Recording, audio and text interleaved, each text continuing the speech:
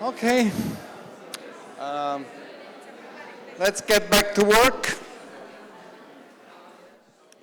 Well, as you know, some weeks ago, the European Commission issued a new draft guidelines on Article 102 and actually on exclusionary abuses.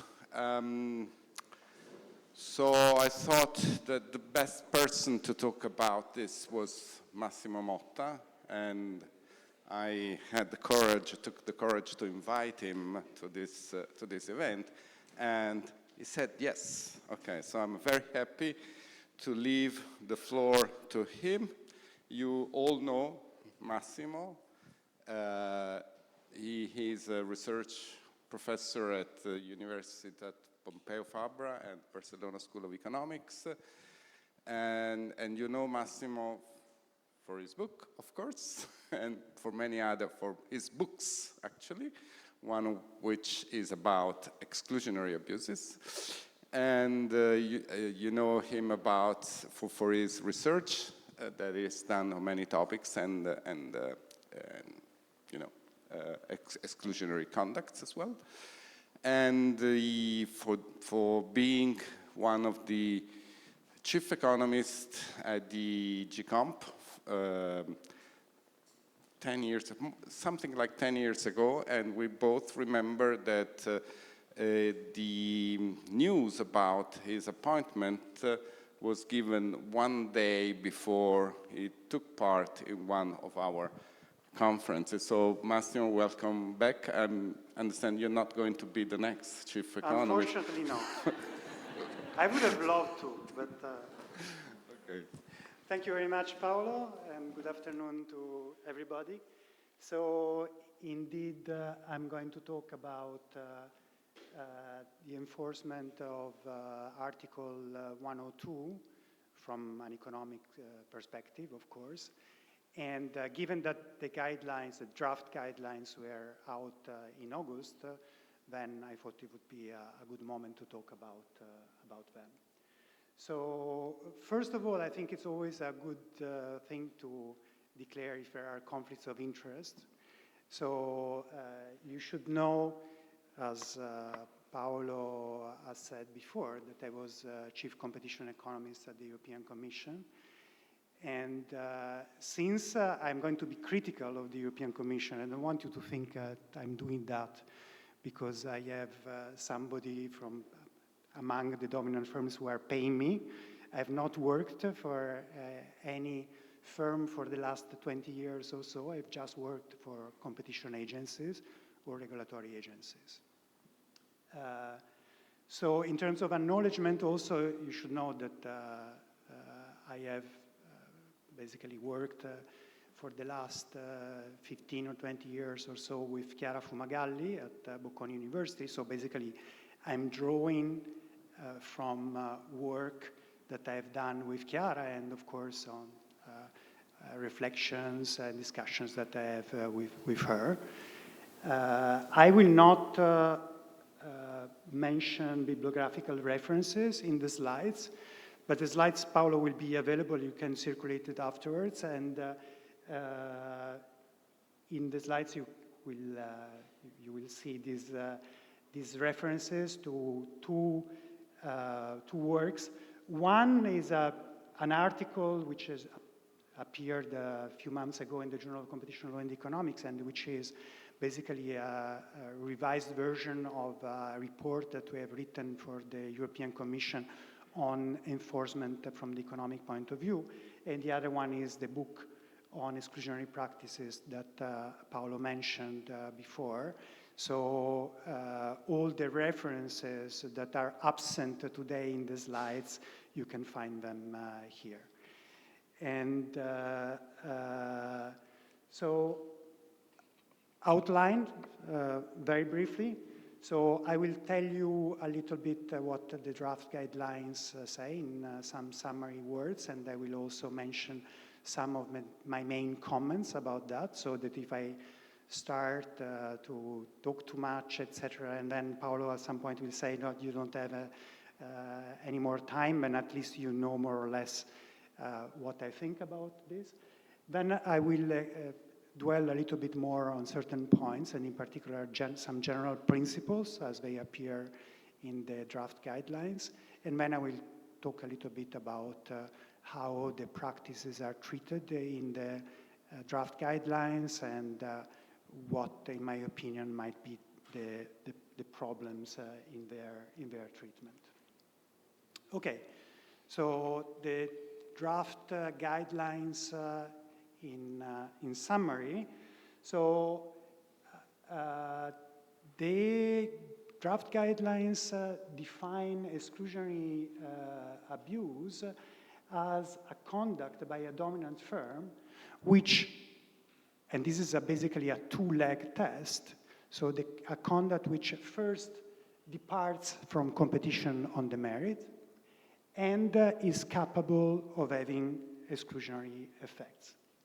And I will argue that part of the problem of the draft guidelines is that it's not clear what this concept is. In particular, when we talk about competition on the merits is not properly defined in the draft guidelines. It's not clear exactly what is behind this term. So this is part of the issue. Also, and which is related to that, and we'll come to that later on, then we talk about capability of exclusionary effects, but they don't specify whether these effects are on consumers or not, which is the other big part of the problem.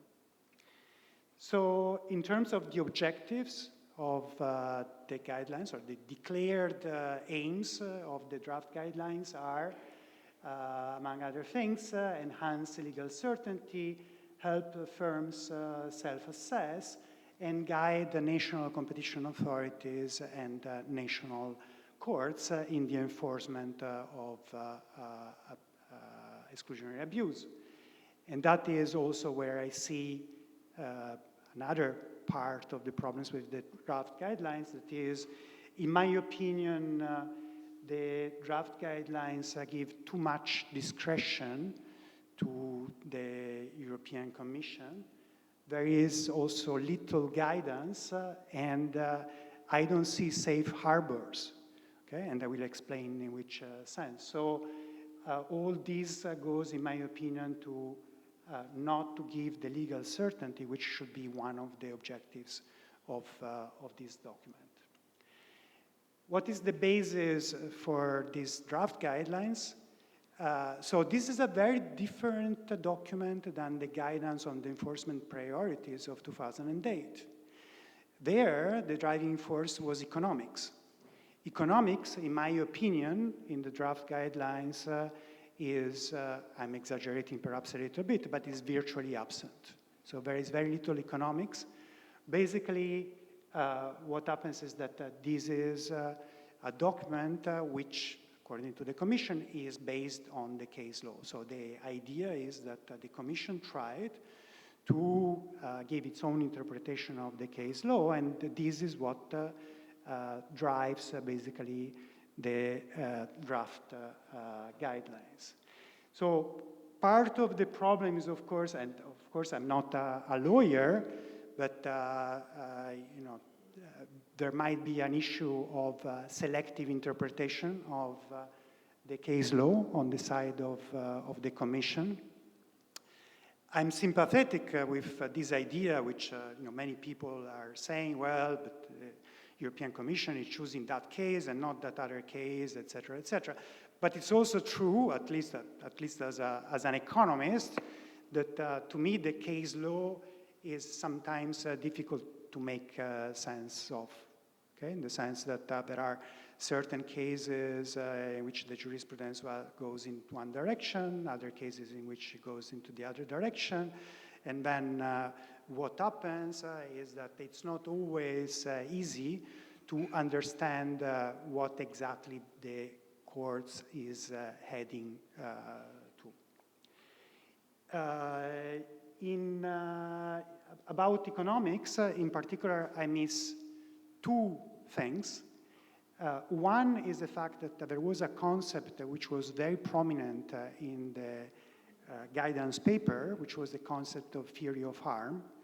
And you can call it theory of harm, you can call it stories, you can call it narrative, but basically what I mean by that is, you know, some sort of good explanation of what is the rationale behind what the dominant firm has been doing, and what is the rationale behind the fact that this particular conduct is anti-competitive.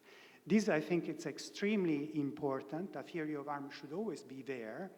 And basically, the wording has disappeared completely from the draft guidelines, and this is not a welcome development in my case.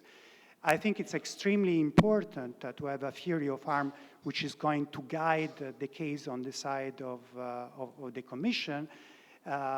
This is also very helpful to explain to the judges what is happening, but it's also helpful to understand what is the kind of data, what is the kind of information that you need, that you want to find, which might prove or disprove what your theory is. So this is basically absent. The other thing which is absent, and is related to what I was saying before, is another concept, which is the concept of anti-competitive foreclosure, which basically doesn't appear in the draft guidelines. More generally, there are very few references to economic principles, to economics in general. And the other thing which, in a way, is disappointing is the fact that in some moments, you have the impression that the European Commission with these draft guidelines is going back to an effects-based approach. As I will explain in the next slide, very often there are categories which formally might appear different, but they have very similar effects, but they are treated differently in the draft guidelines, okay? And this was the form-based approach which created so much dissatisfaction that the European Commission at some point thought that something should be changed and should move towards an effects-based approach, okay? Perhaps the biggest novelty in the draft guidelines is the use of presumptions. As I will explain in the next slide, there are basically three different categories of conduct to which different types of presumptions are associated. And I will explain this shortly. I think this is very helpful. I think that in principle to have a system of rebuttable presumptions, provided of course that they are rebuttable, is extremely helpful, and it might also help in speeding up the process.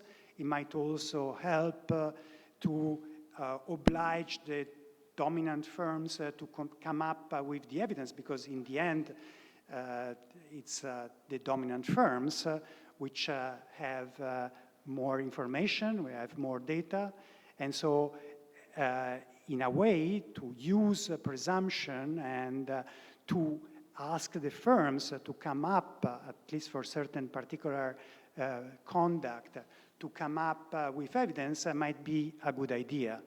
Özlem before was saying that one of the reasons why we are with the DMA and the DSA is the fact that we have realized that abuse of dominance provisions, the enforcement of abuse of dominance provisions has not worked well. And in part, this is due to the length of the process. So if this meant that we have a better process and a quicker and faster decisions, that would be a good thing. Now, so in general, I'm sympathetic with the idea of having rebuttable presumptions. However, I find that for some of the categories, these presumptions are not grounded in sound economics. The other point is that, again, if we are talking about presumptions, we should talk about rebuttable presumptions.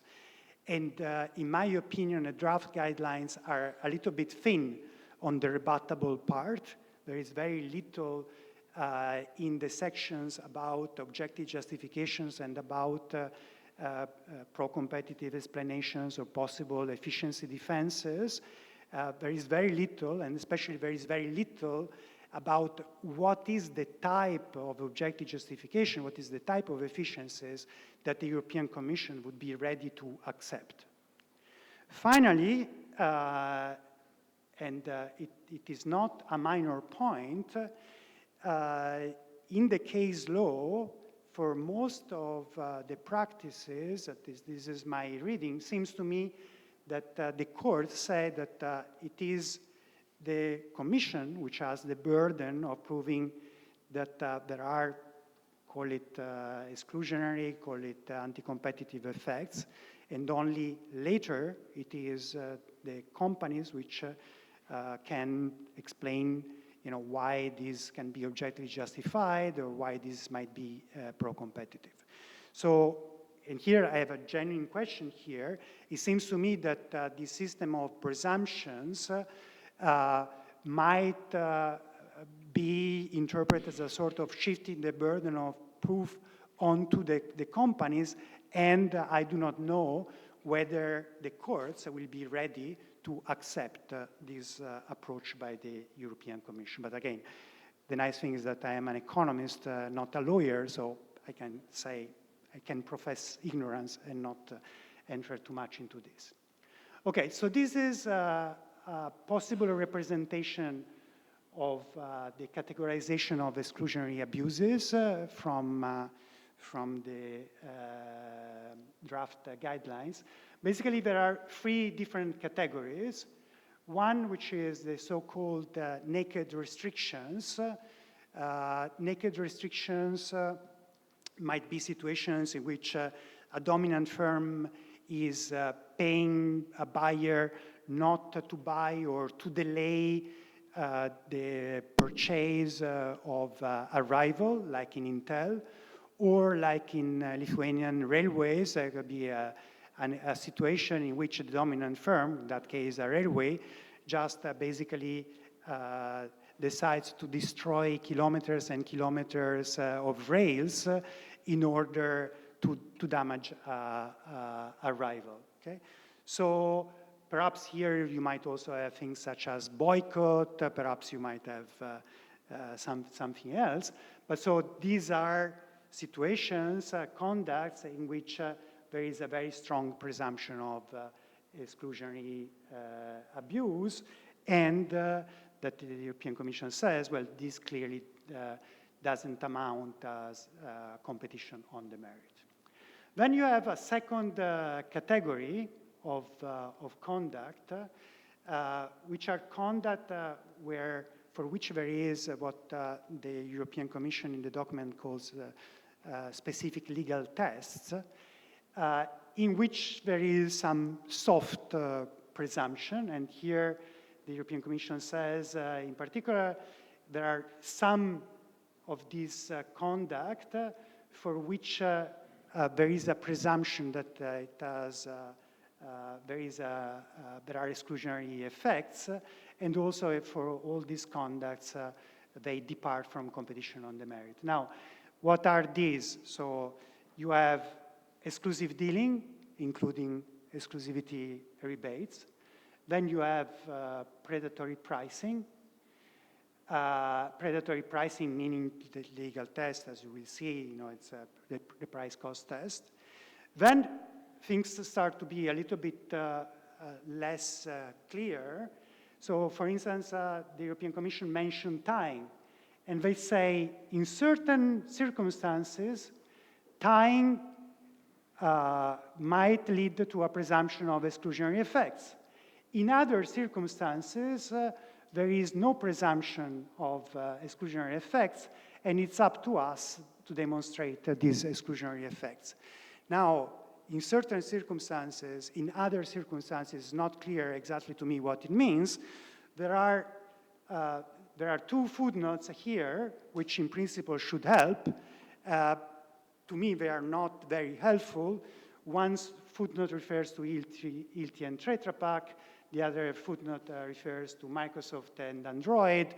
I might have some ideas about what the European Commission might have in mind with that, but this is a document which is supposed to guide firms, to guide the courts, to guide national competition authority, so they should be much more clear about what they have in mind with this. Which type of time will the European Commission consider as presumptionally presumed to have to give rise to exclusionary effects or not? Then we talk about margin squeeze, and again, there is a distinction which is hard to understand. In one case, if you have the price, if you have the price which is below the access price or the input price, then we call this negative spread. This is from the case law, I believe, Telia Sonera. And in this case, you have a presumption of exclusionary effect. And if you have that the margin squeeze test is failed, but what they call the positive spread, which is the normal margin squeeze test, then they say, in that case, we have the need to demonstrate exclusionary effects. It's not clear to me what is driving this distinction. If the test is failed, it is failed full stop. The only thing which might drive this distinction is that this is probably, in this particular case, you say that basically you do not even need an estimate of the cost, and so basically you have a much more robust result, but this is a different thing that to talk about a presumption, not presumption. And then you have refusal to deal, for which there would be the need to demonstrate exclusionary effects. So then notice that some of these practices can be interpreted more generally as vertical foreclosure. Vertical foreclosure is, in general, a situation in which you have a vertically integrated firm which want to exclude a downstream competitor, and to do that, they can resort to very different practices. It might resort to an outright refusal to deal. It might resort to margin squeeze, and if they are vertically related products, then it could also be tying. Okay, so there are these which are in this bunch, but then there are something that they call access restrictions, other access restrictions, which is basically vertical foreclosures minus this conduct that I mentioned here, minus self-preferencing, which is another type of vertical foreclosure, and these go into another basket, okay? So keep in mind that we are talking about different practices which try to achieve the same, which is vertical foreclosure. So this is what I meant when I say, are we back to a form-based approach in which just because of the look of these practices, although they achieve the same effects, we put them in bin 1, in bin 2, or in bin 3? So that would be very, very worrying, okay? And then there are other forms of rebates which do not belong to exclusivity rebates, which are also in this category where you need to demonstrate exclusionary effects. Okay, so this is basically, in a nutshell, the categorization here. Let me go to the general principles, which I think it's very important. So let me say what is my view about what should be the general principle. So I believe that in EU competition law, the objective, the standard, should be consumer welfare. So consumer welfare interpreted broadly, so not only price, of course, but also innovation, variety, quality, etc., should be in a forward-looking perspective, not just look at what happens today, but looking also what happens in the future, and you should have a balance of harm approach. Now, in the draft guidelines, basically the concept of consumer welfare has basically disappeared. If you look for the wording consumer welfare, it doesn't appear at all. There are two paragraphs in which you have something which resembles that, paragraphs 5 and paragraphs 51 of the guidelines. So arguably, it's not something which is completely disappearing from the draft guidelines, but it's clear that they don't have a central role into the draft guidelines, and they don't have an operational role. So here, they appear just in two paragraphs, but it seems almost as if their appearance is completely incidental. Now, how do we define abuse? I mentioned it before. So first leg, lack of competition on the merits. What does it mean, lack of competition on the merits? So what is the concept of competition on the merits? Here, you know, everybody can come up with their preferred version of what is competition on the merits. Sounds nice, doesn't it? Okay, competition on the merits. But it's not clear what exactly it means. So there are different possibilities. There is some case law, which sometimes gives some hints about what it might mean. So my favorite one could be competition is not on the merit if it's conduct which involves profit sacrifice. Okay, there is an economic wording which is no economic sense test, which is related to that. The problem is that we know that there are exclusionary practices which are anti-competitive and which harm consumer welfare, which do not require profit sacrifice, like, for instance, exclusive dealing or exclusivity rebates. So clearly, if you use this concept, you are missing something. Or you might have some other interpretations. I do not enter into that. In the paper with Chiara, we give all the possible different interpretations that we could come up with or people have come up with.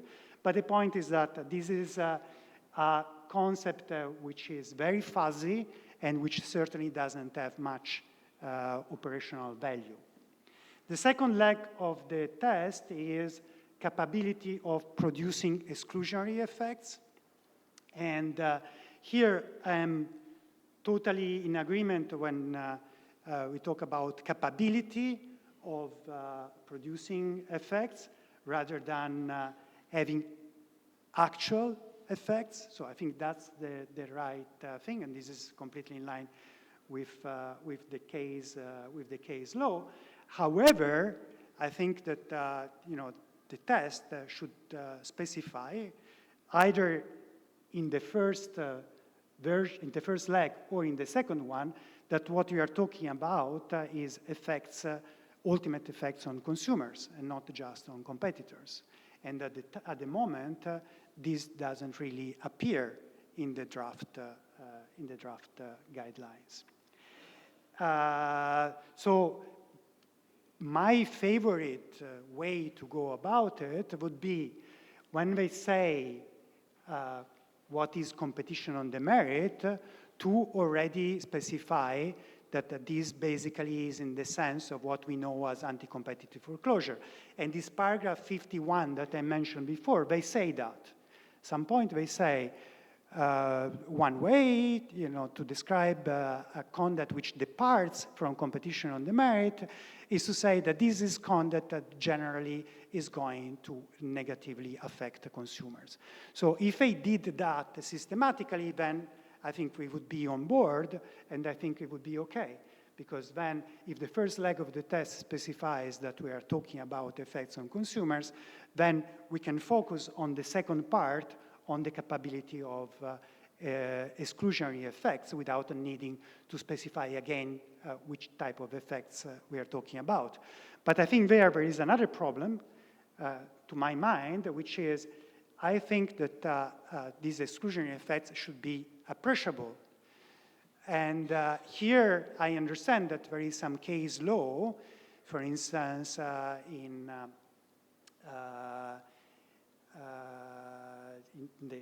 the very recent, well, first there is post-Denmark judgment, which says that there is no need for exclusivity cases to talk about, to show that there is appreciability, but that was a very particular case in which basically the dominant firm has a legal monopoly. So in that context, in the context of that particular case, one might think, okay, in this particular case, to show appreciability, was not necessary because basically, you had that it was even a small effect that might have had important impacts. There is the recent Qualcomm predation case. This is the General Court, is not the Court of Justice, where in the context of predatory pricing, they say that once the European Commission has showed that the price is below the relevant cost measure, then appreciability is not needed, okay? So, true, granted, there is some case law which goes into that direction, but there is also case law which goes into the opposite direction. Take, for instance, all the case law on exclusivity from the Intel judgment of the Court of Justice onwards, and I'm talking about, for instance, also the recent AdSense from last week, where the court says that the coverage, among other things, is very important. So if you don't have enough coverage, then there is a problem. So which is a different way to say that there must be some appreciability in the effects. So this is about the general principles. Let me talk briefly about the different practices. So exclusive dealing and exclusivity rebates. There is a literature which I will not mention, but this is basically for those of you who are familiar with the economic literature. I'm referring to the work of Siegel and Winston. I'm referring to the work of Calzolari and De Nicolò, Aghion, Bolton, etc. So there is a whole literature which rationalizes exclusive dealing and exclusivity rebates, and which also points to the fact that there is no need for a profit sacrifice for the dominant firm to be able to exclude. This means that as a matter of economics, when you have exclusive dealing or you have exclusivity rebates, the price cost test is something which is completely unhelpful, because we are not talking about practices for which the dominant firm needs to sacrifice profits. So these are not the circumstances in which the price cost test tell you anything. So the price cost test here doesn't help in assessing those practices. And here I agree, therefore, with what the draft guidelines say. However, it is also important to recognize that there are situations in which exclusive dealings might promote relation-specific investments. So there might be pro-competitive aspects, and we should not forget about them.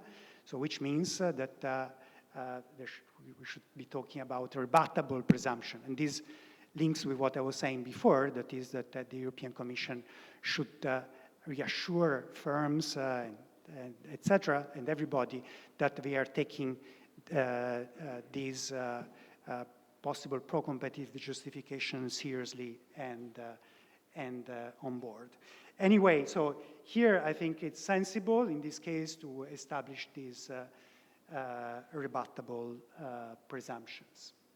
When we are talking about predation, instead we are at the other spectrum. You can imagine that there is a range of practices which go from exclusive dealing on one side, passing through exclusivity rebates, other forms of rebate, and arrive until pure pricing practice such as predatory pricing. And I think there it is important. I think economics is aligned with the case law here in saying, look, the test should be one in which if the prices are below average avoidable cost or average variable cost, then there should be a presumption of abuse. In between average variable cost and average total cost, then there should be the presumption of abuse only if you find evidence. And here, evidence of intent. And here, this is again what I mean by the importance of the theory of harm. When you talk about intent, you do not find evidence which says, I really want to kick these guys out of the market. Such a generic language shouldn't help. What you want to look for is the situation in which there is evidence about a coherent strategy by the dominant firm to basically exclude the competitor by resorting to a particular strategy. So this is what I mean by intent. So here, I do agree with the fact that the price-cost test is relevant in this case, but what is a little bit surprising is that in the draft guidelines, the Commission says in certain circumstances, and again, it's not very well specified what I mean, in certain circumstances, you might have that above cost pricing, so I'm talking about a price which is above average total cost of long run incremental cost, might be abusive, okay? And here, I think this is one of those situations, I think it would be much better to have a very clear rule which says to the dominant firm, look, if you are charging prices above average total average total cost, then you are fine. So there should be a safe harbor here. I think that would be much better for different reasons. First of all, it would give guidance to the companies. After all, the companies cannot know what are the costs of their rivals. They cannot second guess what competition authorities might interpret as a price which is above your cost but below the cost of another firm which is not yet as efficient as you are. So the company would be deprived, the dominant company would be deprived of legal guidance there. So first reason. Second reason, I think that these sort of exceptions are contradicting a principle which is repeatedly stressed by the courts, which is the as efficient competitor principle. And the as efficient competitor principle is basically inherent to this price-cost test, where the only thing that matters when you do the price-cost test is the cost of the dominant firm. And therefore, it would be for any firm which is as efficient as the dominant firm would be able to survive in the industry. One word is that I completely agree with the guidelines when they say that it's not for the European Commission to then prove that the rival is efficient, okay, or as efficient as the dominant firm. That's not the purpose of the test. It's not for the European Commission to look at what is the actual level of efficiency of the rivals. What matters is the as efficient competitor principle, which is basically subsumed by this price-cost test. On tying, I make you a very long story short. We know that there is a lot of theories there are lots of theories which explain that tying can be anti-competitive. So this is true. But we also know that tying is very often the way in which firms are innovating or giving more consumers, giving more surplus to consumers. Okay? Consumers might be very happy instead of going around and having to combine products themselves to have them already ready. And this is something for which I am not convinced that you should have a rebuttable presumption of harm. Plus, as I said before, it's not clear in which cases the European Commission thinks that tying should be hit by a presumption rule, in which cases it should not. Vertical foreclosure, I have already made most of the comment that I intended to make. That is that, well, the risk is that we are going back to an effects-based approach. Do we still have some time? 5 minutes? 10 minutes? Okay, so another issue which is important is the treatment of indispensability. This is something which, as economist, I am not very happy with, because we know that there are lots of models and lots of theories in which, in order to achieve vertical foreclosure, you do not need indispensability in the sense of the Bronner test of indispensability. And I'm also very much uncomfortable with the fact that not only the draft guidelines, but more generally the case law, and here the European Commission is just admittedly following what the case law says.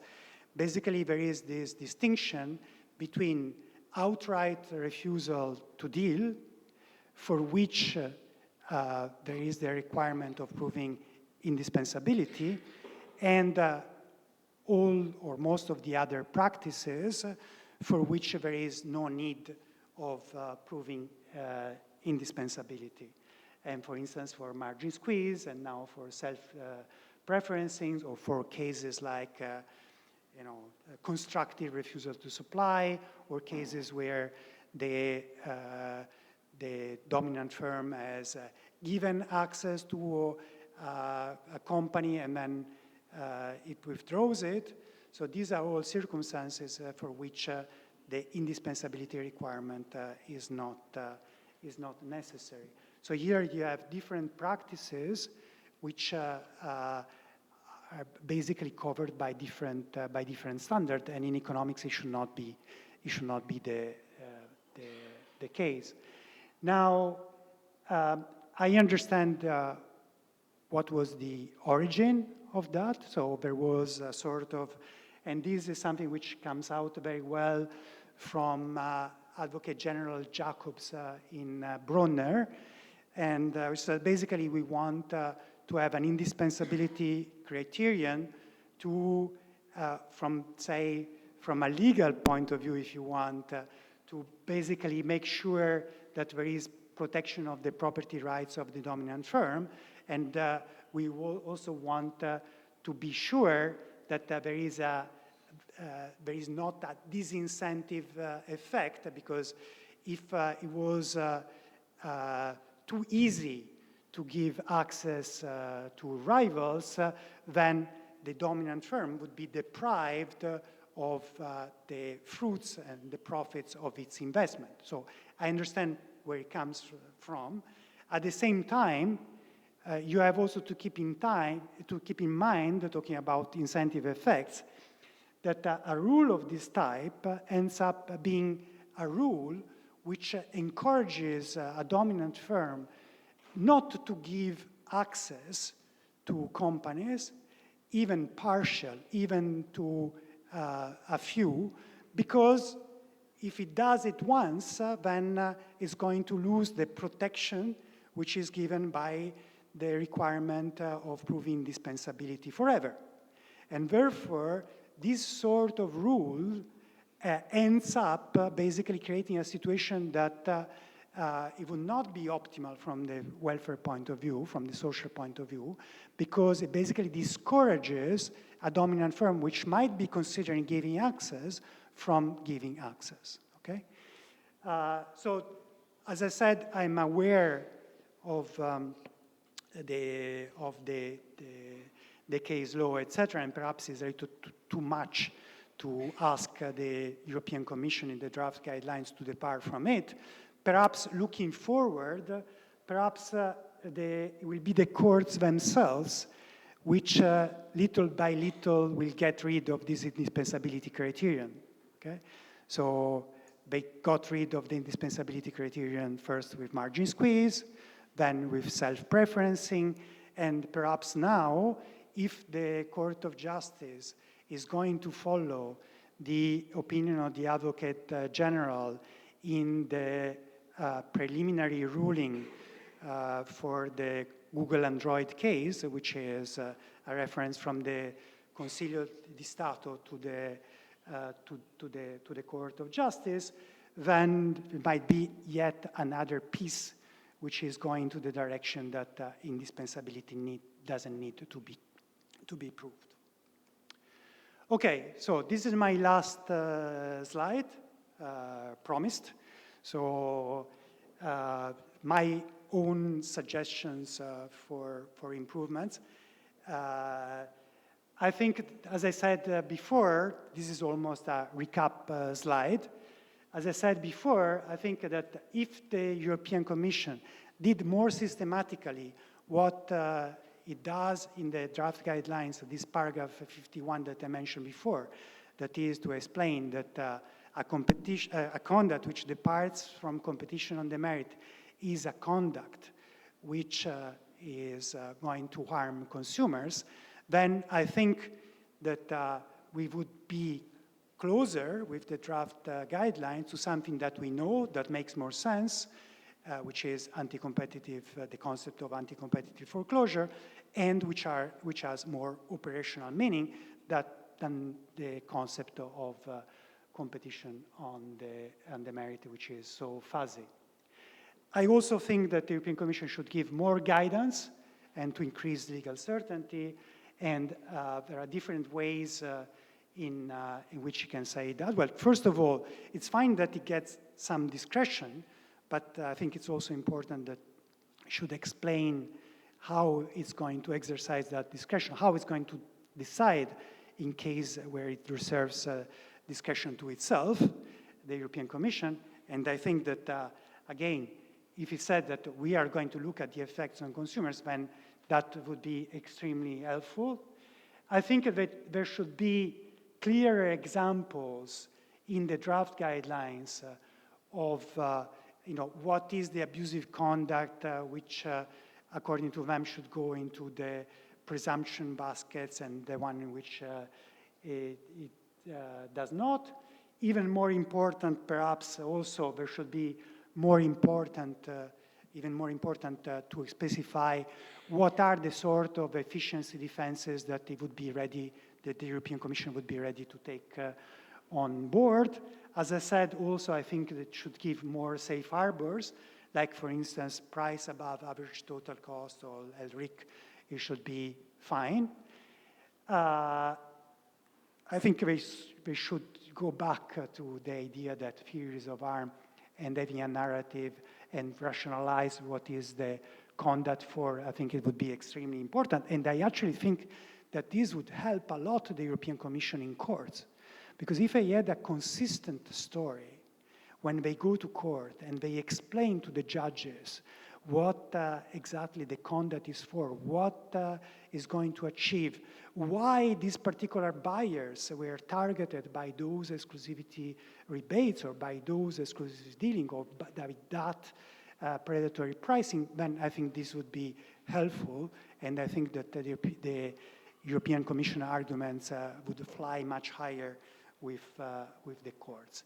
On the role of presumptions, again, for some conduct it might be well justified, in other less so. Again, rebuttability should be stressed. And finally, as I said, it remains a big question mark whether and to what extent the court will be happy with something which, to me at least, looks like a shifting of the burden of proof towards the dominant firm. Thank you very much for your attention.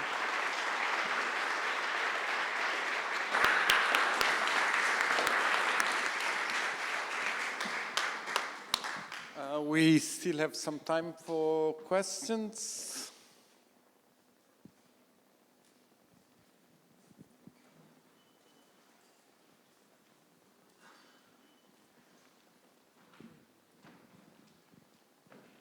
Thank you very much, Mario Tudino from Jones Day.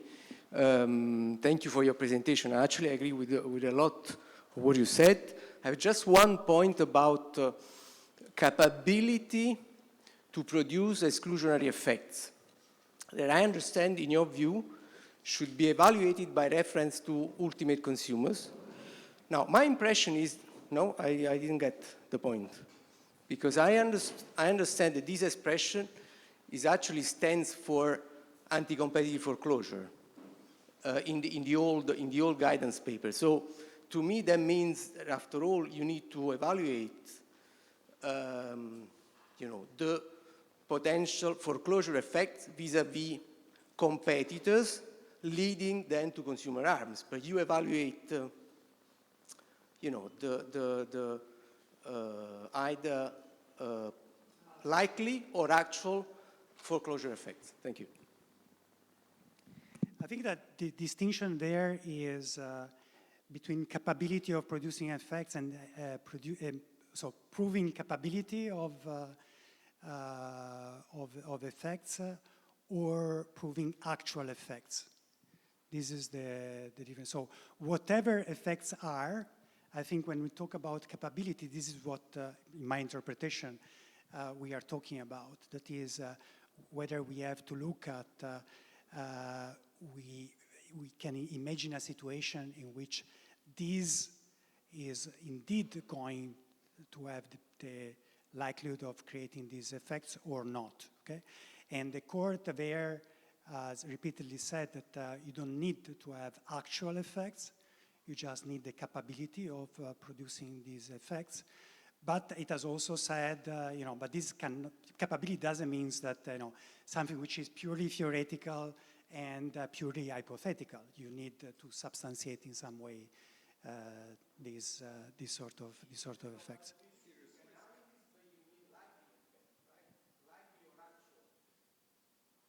Well, then, there might be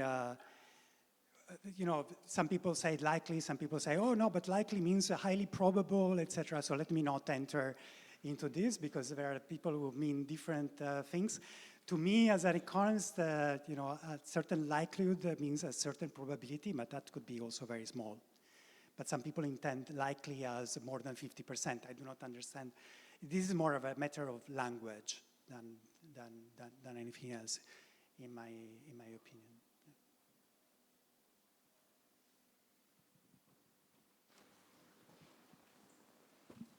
Thank you, Massimo.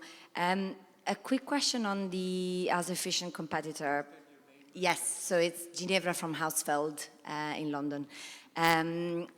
So I was interested in your views on the relevance or continued relevance of the as efficient competitor test in the digital markets where scale is incredibly important. There are network effects, and obviously the emergence of as efficient competitors is more difficult. So yeah, interested in your views on the relevance of the principle. Depends on what you mean digital markets, but I think, first of all, this type of price cost test, you can call it in different ways. Now the European Commission calls them as efficient competitor test. I think the price cost test is more precise as a term. But it makes sense, as I said, when you're talking about predatory pricing cases or similar cases, or say rebates, etc. Most of the cases in digitals where you have that the actual price is zero are not predatory pricing cases or rebates cases. And so the as efficient competitor test or price cost test makes little sense there, okay? Of course, if you are talking about digital in a broader sense, include, for instance, also the provision of chips, like in Qualcomm, then we have seen that, we have the possibility of having predatory pricing cases there, and there, the price cost test deserves importance, and I think it was rightly that the General Court accepted the analysis of the Commission in that case. disclosure, I was chief economist at the time, so not surprising that I agree with what we had done. Thank you. Yeah, I was more referring to the recent judgments in Google Shopping and Google AdSense, which suggests that obviously in those circumstances it may be less relevant than... I think in those type of cases, I really cannot see what could Yeah. be the economic rationale Yeah. for having a price cost test. Zero. Thanks.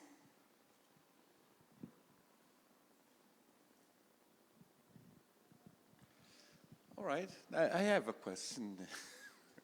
Because it seems that you would like to go back to the previous guidance paper. Is there anything in these new guidelines that you like? Do you see as an improvement? No, I think that the guidance paper had some good things, but I think that, for instance, it created, it wasn't the intention, but it created a lot of confusion, and in particular, people started to equate the as efficient competitor principle with the as efficient competitor test, which again, it was not in the intention, and people were, who wrote it were aware, but it has been read this way. So this was on the minus side. I like the idea of presumptions, but as I said, I'm not sure that is going to be followed by the courts, because the court seems to assign the burden of proof to the European Commission. So the question is, what is going to happen? Imagine that the draft guidelines eventually are issued in the form that they are, and then the Commission says, okay, it's up to you, company, given that you are engaging into exclusive dealing, to show that you have not done anything bad. And the company says, no, it's up to you. Then they go to court. What is the court going to say? So is it going to depart from the previous case law and say, well, we accept that in this particular case there could be a presumption or not? Now, to be honest, we have seen that the case law has evolved over time. Okay, there is Pina Rachman, who is here, a very nice paper in which she tries to make sense of the evolution of the case law, something which is not always easy to do, in my opinion. So it's possible also that the court is going to surprise us. And but it would be better if the European Commission wanted to go there. Then it would be better to build more on the knowledge that we have in economics, and to ground more in economics the reasons why we think in these particular situations we really we need to make presumptions, and there are very good reasons, starting from the fact that, as I said before, it is the dominant companies which have information and which have evidence. All right. Thank you so much again.